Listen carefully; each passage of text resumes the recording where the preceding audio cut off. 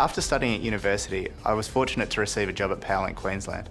I started in the planning department for a year as part of the graduate program and then went on to an automation design role.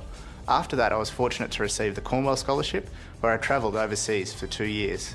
I believe world travel is really important because everyone does their power engineering a little bit differently. The skills learned at a university can be applied all around the world. I worked in the UK for National Grid Transco. There I studied wind farms and looked at the reliability of wind farms on a greater network.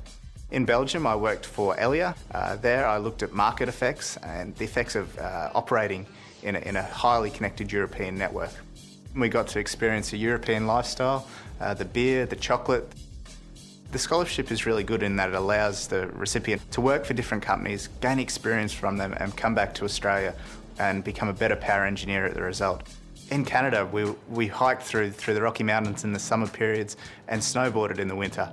All this was the result of obtaining the scholarship and being able to travel around the world working in different power engineering industries.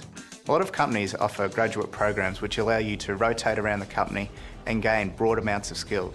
So as a new engineer, you don't really have to have an idea of where you want to specialise, but the companies are very, very tailored such that you get that experience and you can choose where you want to go over a longer period of time, which I think is very beneficial.